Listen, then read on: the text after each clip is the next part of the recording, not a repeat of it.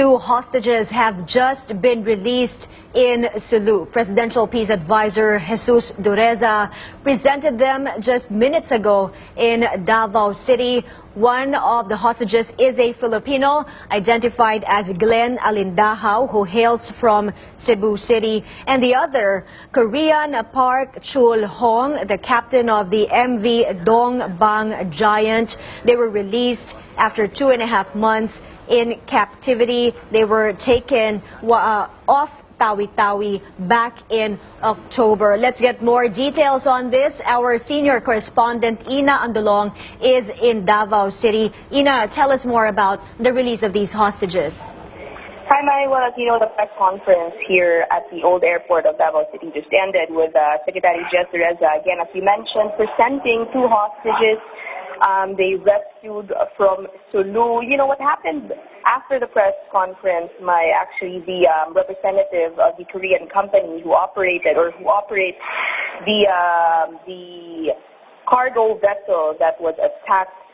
last October, he actually went up, Mr. Kim. He went up to Secretary Jesus Dureza to thank him off camera for the government's efforts to rescue their employees aboard the Dong Bang Giant 2. Again, this was the merchant, a cargo vessel, attacked by bandits off the shore at the Cebu Passage, right off the Tawi-Tawi Islands last October.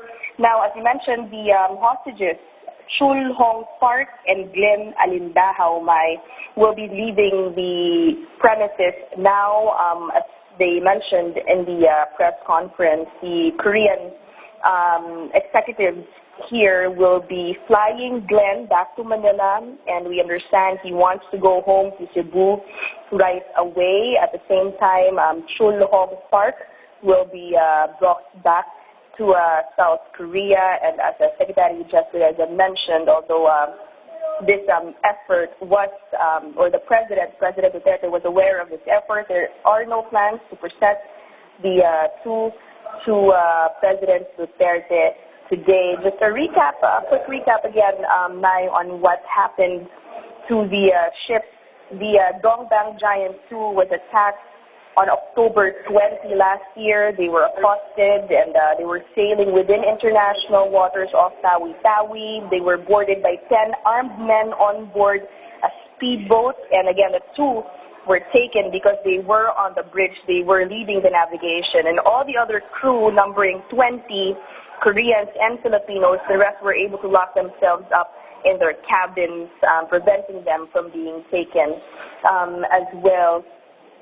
Again, Secretary Dureza mentioned that there were ongoing efforts by both the owner of the vessel, with the government, his office, over the past months.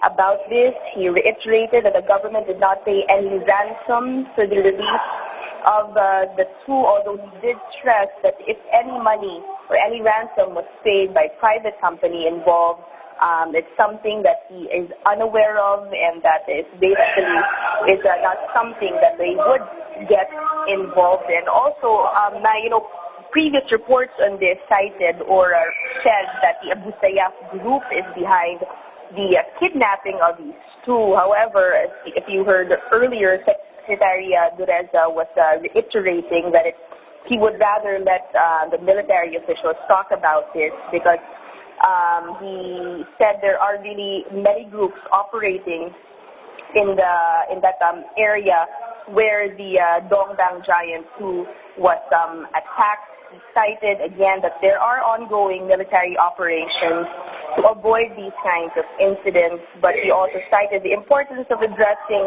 the enabling environment in that part of the country, the community there, which has in a way become accustomed or used to these kinds of activities, because in a way they also benefited. So aside from conducting military operations in that area, there is also an effort to address that culture. And how are they addressing it? They're primarily giving them social intervention programs, because he did say that residents there do feel in a way that they are excluded and are not getting enough services from their government. Right? Ina, Secretary Dureza mentioned there are still a number of hostages remaining there in Sulu. How many more hostages did he say? Well, he didn't give an exact figure. He did say that there, I believe, are at least 20, because the situation, it would be understandable for him not to be able to give an exact figure and how many exactly there are now because of the many groups operating in the area. And of course, he also talked about how the victims are transported from one area to the next. So understandably, that might give him or authorities a more difficult or a challenge. It's a challenge for authorities to actually come up with a number. But he did say that there are Filipinos and Vietnamese still in custody of groups there, which he said, again, several groups operated there. He was very careful not to identify specifically any group, despite previous reports that the bandit group or the group who are responsible for the kidnapping of Glenn and Mr. Park were allegedly the Abu Sayyaf group. Right? All right. Thank you for that report, Ina. That was our senior correspondent, Ina Andolong, reporting to us from Davao City. We'll have